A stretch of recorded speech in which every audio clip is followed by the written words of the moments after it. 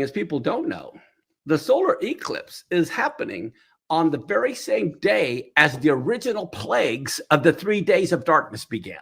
No! Yes, yes. Okay, it's on the very same day. All right, the much anticipated solar eclipse is exactly 1 week away, and NASA is taking advantage of this rare occurrence to learn more about the sun's effect on Earth and how our planet responds. 2 experiments will happen in the sky on WB-57 aircrafts. Chasing the sun 50,000 feet above Earth, one will capture images to discover more details of the sun's corona, a dust ring around it, and search for asteroids orbiting nearby. As for the second aircraft, we're looking at solar explosions as they come off the sun and figuring out what they're made of. Another uses radar sites around the world. Super Darn looks at the layer of the atmosphere where communication can be affected, and it looks at the turning on and turning off of the sun that happens in the eclipse and its effect on that layer of the atmosphere. Meanwhile, they will launch 3 rockets before, during, and after the eclipse,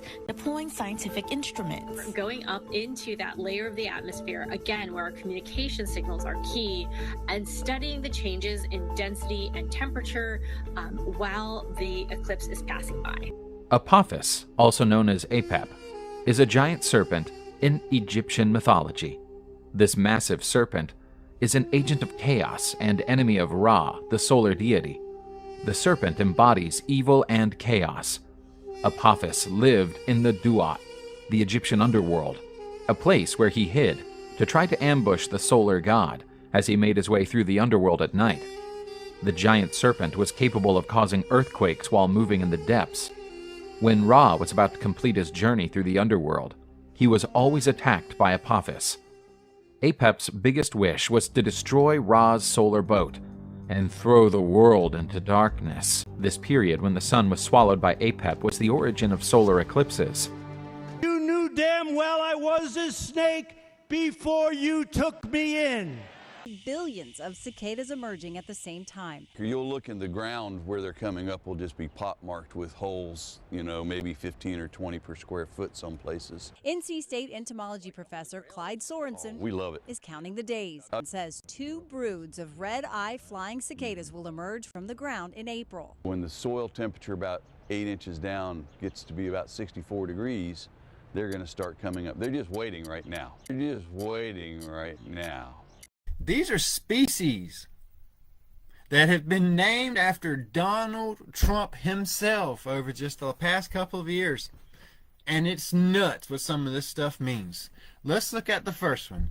Neopalpa Donald Trumpy. Look at that thing. Comet called 12P Ponsbrooks, more commonly recognized by the ominous name, the Devil Comet, because it looks like it has horns. It is currently making its way towards Earth and is anticipated to undergo a significant eruption soon. Let's talk about the eclipse on April 8th that's happening and the connection it has with Easter. Watch this video get banned. I have a book. It's from the 1800s. Let's do this. Here's the book in all its glory. Right here it says, The Passion of the Lord from Palm Sunday to Easter Eve, April 1st to April 7th, AD 30. Let's turn a couple pages. The Resurrection and Ascension of Christ from Easter Day to Ascension Day, April 8th to May 17th, AD 30. That's crazy? Totally not crazy. Truth. Now let me walk you through each day. Palm Sunday, April 1st. Monday, April 2nd, he cleansed the temple. Tuesday, April 3rd was Jesus' last teaching. Tuesday night, Jesus told his disciples the time of his betrayal. And then on Wednesday, April 4th, he remained in Bethany until Thursday. Thursday, April 5th, they killed the lamb for the Passover meal. Evening and night of Thursday, April 5th was the Last Supper. After supper, they went to the Mount of Olives and entered the Garden of Gethsemane. This is where he is taken and held captive. Good Friday, April 6th, he was arraigned and then taken to a place called Golgotha, the place of a skull, also known as Calvary.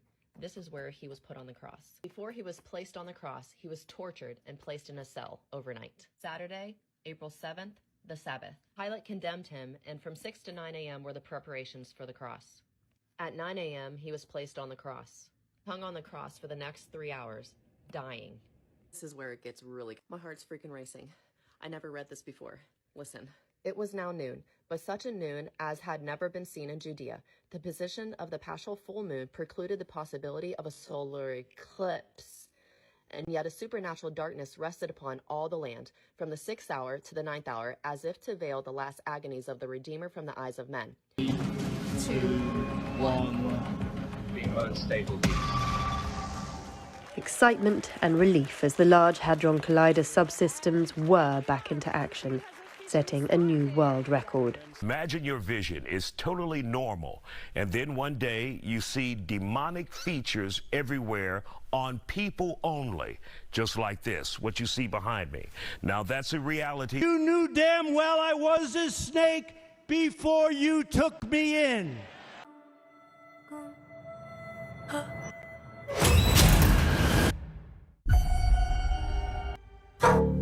I'm seeing something no one else can see except for me.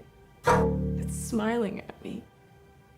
Oh my God!